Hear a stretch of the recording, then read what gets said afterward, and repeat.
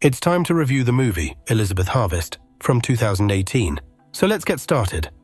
Dr. Henry brings his new wife, Elizabeth, home shortly after their wedding. Upon arrival, he gives her a tour of his lavish mansion. He introduces her to his son, Oliver, and the housekeeper, Claire. Elizabeth notices that Oliver is blind, yet he moves around with ease, guided by his heightened sense of hearing. That evening, the couple shares a meal in an elegant dining room, followed by their wedding night. The next morning, Henry shows Elizabeth the spacious walk-in closet and other parts of the house. When she inquires about a certain locked room, Henry tells her that she is free to go anywhere in the house, except that one room. Elizabeth promises she will never enter it. He kisses her gently, unaware that Claire is observing them from a distance. Henry then tells Elizabeth he'll be leaving on a business trip the following day. Surprised, she questions why he would leave her alone so soon after their wedding. In the morning, she swims in the pool and looks around the house. When Claire asks what to make for lunch, Elizabeth starts asking questions about Henry, but Claire is reluctant to answer. During the day,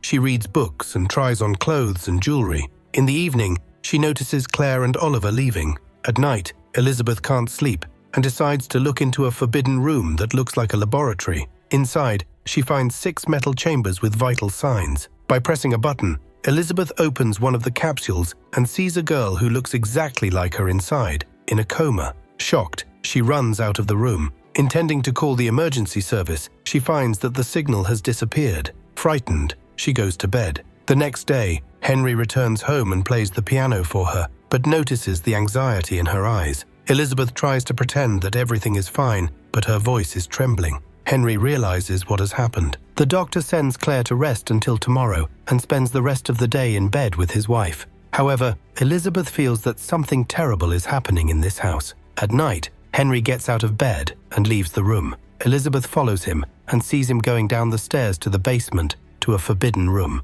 There, a man appears with a machete in his hand. All the doors in the house are locked, so the girl is unable to escape. She hides in the wine cellar. Hearing no noise, Elizabeth goes into the living room and takes a poker. As she climbs the stairs, she feels Henry grab her leg. She falls, and the man takes her life in cold blood. The next day, Claire and Oliver help bury Elizabeth's body in the garden. Their calm faces show that this is not the first time they have done this. At lunch, Claire nervously reminds Henry that he promised to end this nightmare, but the man replies that he is not going to stop. Henry is visited by his old friend, Detective Logan. They have a drink together. When the detective asks about Elizabeth, Henry turns the conversation to his work. Oliver brings Claire beautiful roses. He asks her why the cleaning lady hasn't left this horrible house yet. She replies that she has unfinished business. Oliver suspects that she is in love with Henry. Claire takes the flowers and asks the boy to leave. 6 weeks later, Henry brings home a new Elizabeth. Everything repeats itself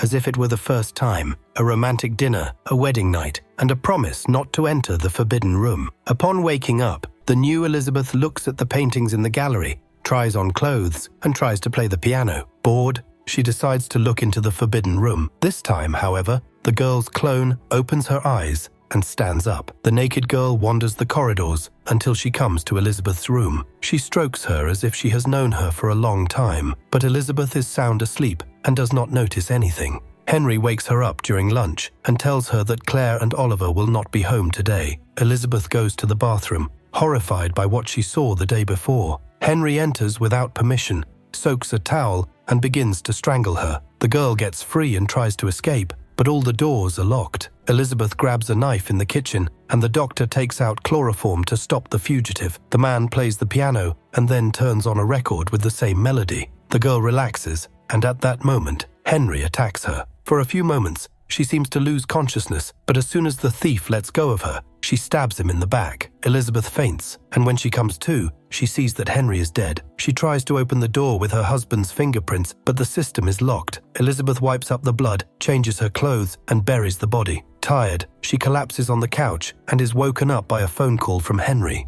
She calls the rescue service, saying that she is locked in the house, but before she can finish, she sees Oliver and Claire approaching. The couple is shocked that Elizabeth is still alive. She tells them that Henry is upstairs because he's sick. Claire realizes that something terrible has happened and falls to the floor with a heart attack. When the ambulance arrives, Elizabeth wants to run away, but Oliver stops her, saying that she will be arrested for her father's murder anyway. He offers to help her, but only if she follows his instructions. Together, they get rid of the body in the garden. Oliver tells her that Elizabeth was created through biogenesis and that she is the 5th clone. There are 6 clones of the girl in the laboratory. Oliver explains that her real name is Anna Elizabeth No. 5. Suddenly, they see Detective Logan approaching. Oliver says that he needs to tell the man to leave quickly. Logan is surprised to see Elizabeth because Henry usually meets him. The detective says that he received a call from the emergency service, so he's here. Oliver replies that it was Claire who called during her heart attack. Logan suspects something is wrong and begins to put psychological pressure on Elizabeth.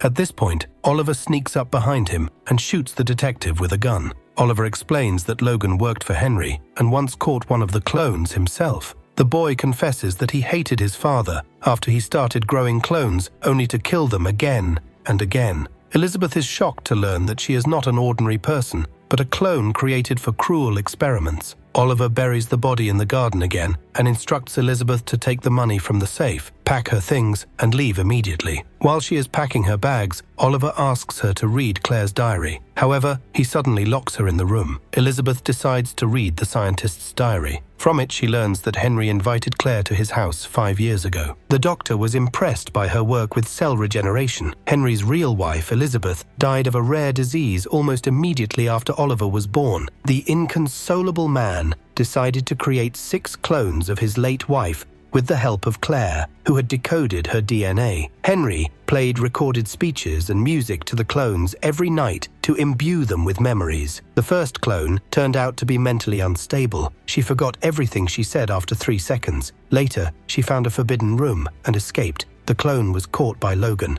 and returned home. In the present, Oliver brings Elizabeth dinner. She ties the boy up and he tells her the code to the door, but the code is wrong. Oliver runs away. Elizabeth takes a knife and finds Oliver in the lab. The guy looks at one of the clones and says that he will let her go if she reads him Claire's entire diary. While Elizabeth is looking at the clone, Oliver injects her with a sleeping pill. She wakes up in the bedroom, chained up. Elizabeth continues to read the diary. A week later, the first clone dies unexpectedly. Henry claims that he is not involved, but Claire begins to suspect him. Despite this, Henry and Claire begin a brief affair. Oliver enters the room and asks if there are any entries about him in the diary. Elizabeth replies that there is nothing there. The boy says that his father deliberately blinded him when he was 12, lying that it was an accident. He did it because Oliver saw how his father treated Elizabeth's very young clones. The boy liked them, and he expressed his dissatisfaction to his father. To prevent his son from seeing anything else, Henry blinded him. In her diary, Claire writes that she found out that Elizabeth never gave birth. It turns out that Oliver is not a real person, but a clone of Henry himself in his youth. When Claire asked Henry directly about this, the scientist said nothing. After reading this, Elizabeth begins to fear for her life. When Oliver approaches her, holding a pair of scissors to her neck, she tells him about Claire's suspicions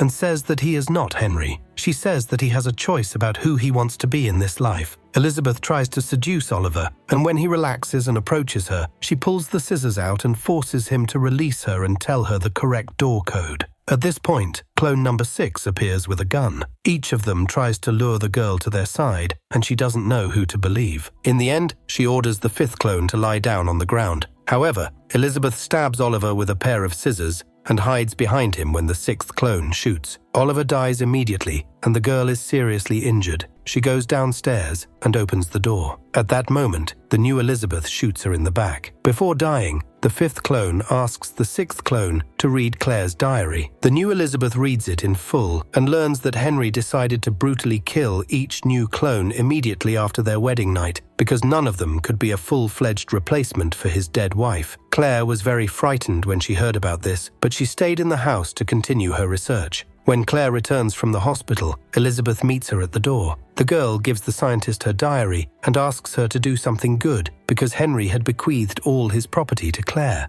Clone number 6 sets off to a new, independent life.